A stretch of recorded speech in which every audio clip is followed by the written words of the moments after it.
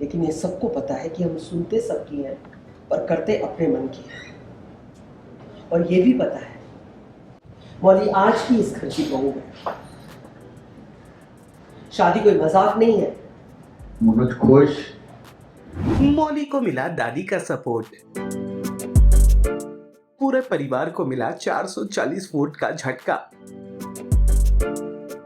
Serial mehndi वाला घर का आने वाला एपिसोड बहुत ही ज्यादा ड्रामेटिक होने वाला है। आप देखेंगे कि कैसे मौली के घर आने के बाद से उनके पिता तो खुश हो जाते हैं, लेकिन उनके चाचा वगैरह हो जाते हैं आग बबूला। वो मौली को तुरंत घर छोड़ देने को कहते हैं। वो कहते हैं कि अब मौली इस घर में नहीं रह सकते क्योंकि उसकी शादी टूट चुकी है। आप देखेंगे कि सारा ड्रामा देखकर मौली का दिल टूट जाता है और वो घर छोड़ने के लिए हो जाती है तैयार।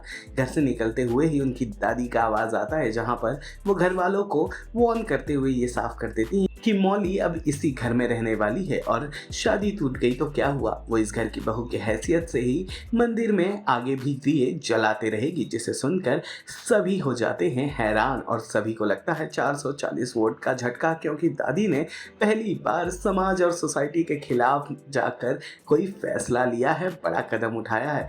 मौली इससे खुश हो जाती है और मौली के पिता के चेहरे पर भी आ जाती है मीठी सी मुस्कान।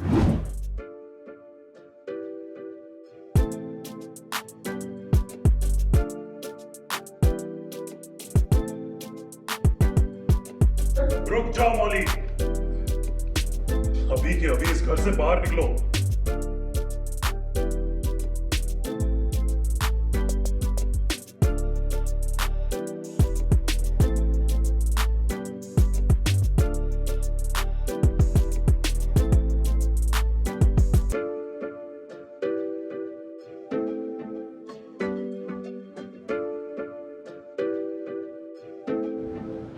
लेकिन ये सबको पता है कि हम सुनते सबकी हैं पर करते अपने मन की हैं। और ये भी पता है मौली आज की इस घर की बहू है।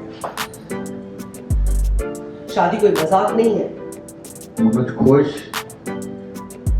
रिश्ता जुड़ा है तो निभाया भी जाएगा।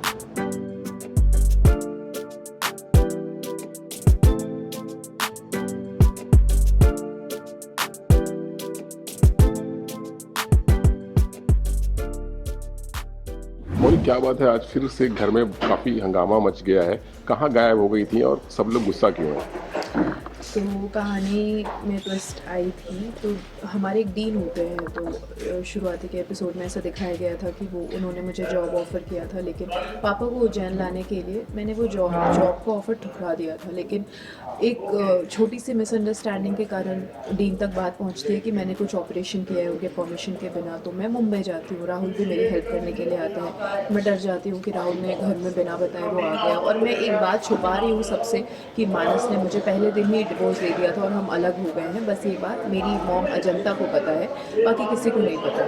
तो ये बात घर पे पता चल जाती है किसी के थ्रू, कोई आकर के सुप्रभा जी आकर के बता देती हैं। और फिर मैं शॉक में हूँ कि ऐसे कैसे मैं मुंबई में थी और सबको पता चल गया। मैं चाहती थी कि मैं अपने तरीके से बताऊँ अपने पापा को, क्योंकि पापा की हालत हेल्थ वैसे भी ठीक नहीं थी।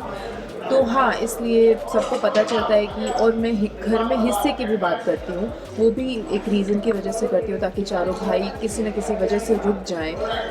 तो मौली, उसका नेचर ही है सेल्फिश, बिल्कुल भी नहीं है। तो वो अपने पापा को रोकने के लिए, चारों भाई को रोकने के लिए वो खुद पे सारा ब्लेम ले लेती है कि मुझे घर में हिस्सा चाहिए, तो हम कहीं नहीं जा रहे हैं। तो ये बात उस पर ही उल्टा हो जाता है कि अक्षय चाचू बोलते कि तुम तो इस घर की हो नहीं, मानस भी छोड़ के चला गया, तो अभी तुम घर छोड़ के जा सकती हो। चलिए, लास्ट सवाल है, जिस तरह से दादी ने आपके लिए स्टैंड लिया है, जो प्यार दिखाया उन्होंने, उसके बारे में क्या कहना चाहेगी? मौली के लिए कितना पैसा था वो?